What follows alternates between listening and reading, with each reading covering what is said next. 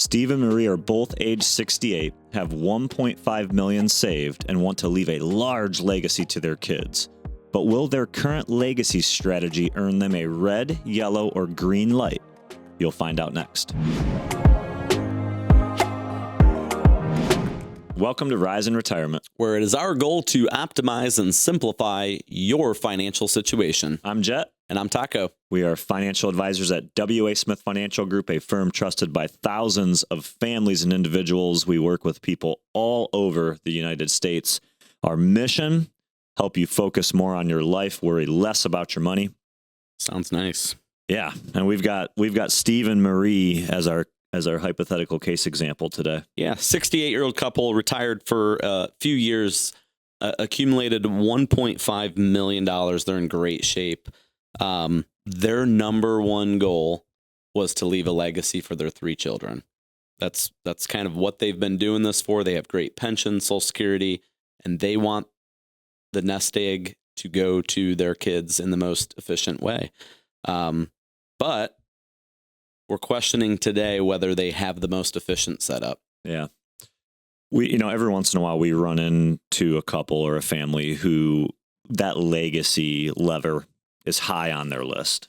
You don't see it a whole lot, so most people, they want to leave something, but it's not an actual planning priority. It's more, hey, if there was money left over, I think we'd like to leave it to our kids. It'd be great if we could, but we're not going to actually go out of our way to plan for that. It's different for Steve and Marie. And you'll see as we go through the case details, they really do want to build this for their kids. So we're going to talk about what they've done and what they could be doing to potentially leave more to their children, but also leave it to them in a much more tax efficient way. Yeah. Taxes are key here, and to make sure that the kids are the primary beneficiaries and not Uncle Sam. So if you find today's video helpful, we want to learn more about taxes, be sure, like, subscribe, share, head on over after the video here to riseinretirement.com. We have a ton of great guides and other valuable resources that we'll talk about here in a little bit as well. All right, so here's the details you need on Steve and Marie. They're both 68 years old. They've been retired for about 5 years now, so they've been doing it for a little bit. They've got $1.5 million saved, and it's largely invested for long-term growth. They've got some risk tolerance. It's traditionally invested, mixture between equities and fixed income and bonds. Pretty prototypical is what you'd see. About $1 million of that is qualified or pre-tax. It's mostly traditional IRA. So $1 million of the 1.5 they still will owe tax on. $500,000 is invested in a trust account, so they've already paid income tax on that. So it's non-qualified account. Like Taco mentioned, 3 kids. They want to pass their wealth onto them equally with no restrictions. And meaning when they pass away, yes, there's a trust involved, but the trust is not limiting their ability the kids' ability to spend the money. Sometimes you see, oh, well, it's a trust fund, right? And yeah. we're gonna guard them from the assets. No, we call it controlling the assets from the grave. Steve and Marie don't want to do that. They trust the kids. They want to see them get the inheritance and use it. Let's talk a little bit about their income goal, because this is where you said they're in great shape. Yeah. They're in phenomenal shape from a financial standpoint. If that's all we were talking about, green light, video over. Yeah, $7,000 a month is what they spend. Is what they need gross to live their life. That is all covered. Social Security checks that they receive, one of the lucky ones, and a great pension that Steve receives from his employer covers their monthly expenses. So they have 0 withdrawal needs from their portfolio. They've never taken money out in the 5 years they've been retired. Not a single withdrawal. Yep. Again, at the moment, their plan is to simply see the assets grow. Be able to be there in liquid if they need it for an emergency or maybe the one-off type of expense. They've named their children the beneficiaries of the accounts and within the trust. And again, number one goal, when you think about we talk a lot about the 5 key planning areas. It's an income plan. Well, they don't need income right now. Right. Part of what we're going to talk about is the IRS does make you take income later down the road. So we'll talk about that as part of their plan. But right now, they don't need income. Investment, they have their money allocated for investments. They're comfortable with the risk allocation. Healthcare, again, they have great employer retiree medical. So healthcare is in really good shape. And then there's estate and legacy, which is their number one, but they haven't done anything. There's no plan there. Tax planning, number two, it kind of ties together. They haven't done anything there. Let me ask you a question, because I think we see this come up a lot with the people that we meet who come through a retirement tune-up financial review, and they sit down, we put a case together for them and help them out. When you get a case like this, a Stephen Marie, where 5 years into retirement, you've been working with them the whole time. So imagine this. And from day one, there was no income goal. And here we are 5 years later, and they still haven't taken a withdrawal. What do you generally see over the next 5 to 10 years? Do you see them all of a sudden start to take withdrawals, or does more of the same happen? More of the same. More of the same. I mean, it's a we've talked about. It's like a tax torpedo. We've heard that before, right? And that's what kind of what they're creating is they're just deferring all this money. Mm-hmm. They're never going to continue to touch it, and then all of a sudden, their Social Security becomes taxed at a higher level because of these required minimum distributions that they're going to have to start taking at 73. So no, generally, if they've gone 5 years during their go-go years, their years where, it's fun spending mm-hmm. every day Saturday, they're not going to touch it later down the road if they haven't touched it now. Most of the reviews that our advisory team has with clients like this, when we talk to them, hey, how's cash flow? It's really good, Taco. It's really good, Jet. We're not spending everything that's coming in now. Okay, what are you doing with it? Well, it's stacking up at the bank. Yeah. That generally doesn't change. And so what also eliminates from the equation is, we mentioned they might need this money for emergencies. What generally starts to happen is they build a nest egg for emergencies on top of what they started retirement with in the bank account. So exactly. Before we get to red, yellow, green light assessment, make sure you head over to hereineretirement.com. We talk about retirement tune-up financial reviews all the time. It's a complimentary, no obligation appointment. Schedule one of those. You can go to hereineretirement.com, schedule your appointment or request your appointment. You can sign up for a Send 360 Insider there. There's all kinds of great information there. Absolutely. And, whether it's tax planning that's important to you, as we're going to talk about here a little bit, or legacy planning or the foundation, right? Income planning, investment, it's all part of the Retirement Tune-Up Financial Review. Click on the link in the description below. Check us out there for that. So let's break this down. I'm giving them a red light, and this might surprise you. Again, this is not financial. This is not a financial grade here. Right. They're doing awesome. It's based on what their goal is. Yeah, their goal is to leave a legacy. They want to make sure that they leave a nice wealth plan and a tax-efficient plan to their kids, yet they've done nothing. Their advisor that they're working with has given them zero recommendation. And this, where I see this happening, they're red light because they can do so much more. Right. And one of two things generally happens here. You either are a person who has this mentality of, well, I don't need to do any more. I'm going to leave them so much. It's their problem. And my kids will worry that I'm giving them enough.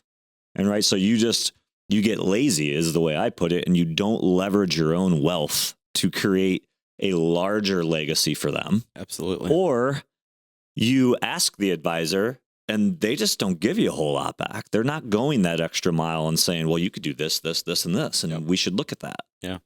Well, in some of the major planning, and I'll just start with let's one. go through what they could have done. What could they do? Well, number one is simple: Roth conversion planning. Mm-hmm. And I know you hear that all the time, Roth conversion. Well, in Stephen Marie's situation here, $7,000 a month coming in, that's $84,000, give or take, that they have coming in on a gross basis, meaning with standard deduction, all that good stuff. Their taxable income is in like the middle of the 12% bracket. Firmly under current brackets right now. They're firmly in the middle of the 12. So when I look at their situation, I believe they're going to have a I don't want to call it a problem, right? It's a good problem to have. It's a double-edged sword. They're going to have income coming in at 73 with the required minimum distribution that they don't need, that they're going to have to be paying the taxes on anyways. They're then going to have this giant IRA that's going to pass on to the kids, which is what they want. However, 100% taxable to the kids. 100% taxable, and the taxes have to be paid over a 10-year period, which is generally going to be inherited while the kids are in the prime of their lives as far as earnings. So now we're talking potentially, and this is just assuming no other, taxes don't go up, but they're probably paying, 24% or even higher than that.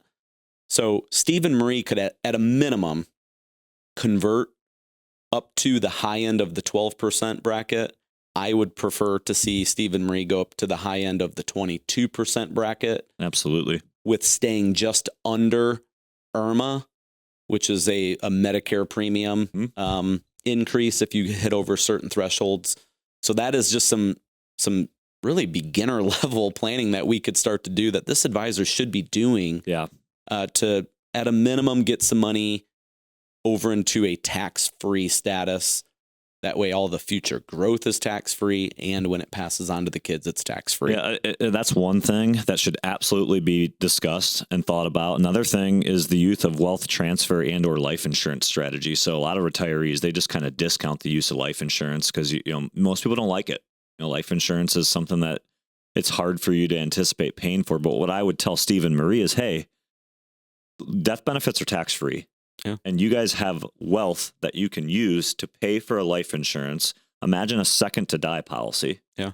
Not to go into details, but when both of you are gone, this death benefit pays. It's tax-free to your kids. They can use it to help lessen the blow of the taxes they'll owe on what's left in IRA dollars. Yep. So just at its simplest core form, that's one thing that they could look at. Yep.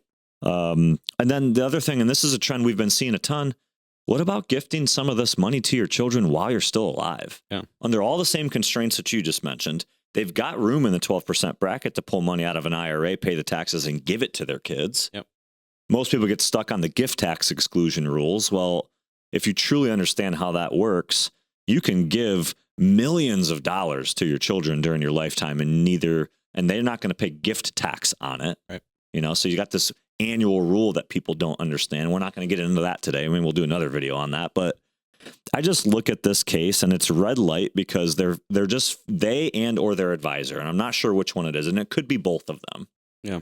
They are not leveraging the wealth that they've created and their awesome income scenario in any remote ways that build this legacy for their children and or their grandkids if they have them. Yep. Yeah. And I would say, I blame, I'm going to put blame on somebody here, is they have an advisor who's not addressing their legacy goal. They have a CPA who does their taxes, who just collects the information and does the preparation for that prior year, who's not addressing a tax plan moving forward. So they got kind of two people that they feel, hey, we have an advisor, we have a CPA, but really they're not collaborating. They're not working together to make sure that they're accomplishing their goal and getting a green light to be as efficient as possible and leaving a legacy to the kids. I get it. It's hard for people. It might be hard for Steve and Marie to start thinking about strategy where they pay tax on purpose. Right. I mean, think about what we're talking about here. We're going, hey, tax brackets are low right now. We don't know what they're going to be in the future. You have the ability to pay tax on purpose right now ahead of when you're going to pay it some other time. And it might cost you and or your family a lot less and create more wealth for them. You have to have someone that's willing to help you see the value in that. Yeah. And so we'll go to big takeaways here.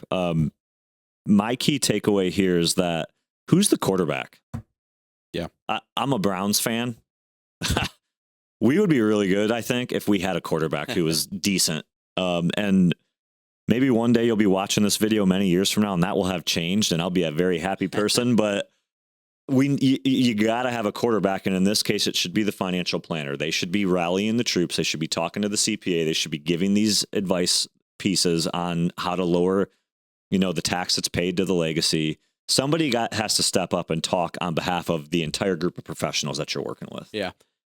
My key takeaway is don't be afraid of taxes and don't kick the can down the road, right? Yeah. We've The government's doing that for you, by the way.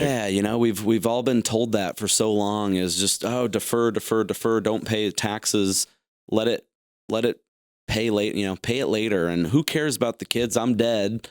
They're going to inherit a lot of money anyways. Well, if you can be more efficient and you can, give more money to the kids and their and their kids versus to the IRS and Uncle Sam, do it. It's just a no-brainer type of situation to get more comprehensive plan. Remember when he says that, you're not changing your retirement. Nothing's changing for you. You're still living the way you want to live. Your income is still good. Leverage your wealth. Yep. I mean, do yourself a favor. Do them a favor. So don't forget, like, share, subscribe to our channel. Make sure you drop us a comment below. Head over to Rise in Retirement, share your scenario, request a tune-up, whatever we can do to help you. That's why we come to you every week on this channel. And that'll do it for today. We'll see you next time here on Rise in Retirement.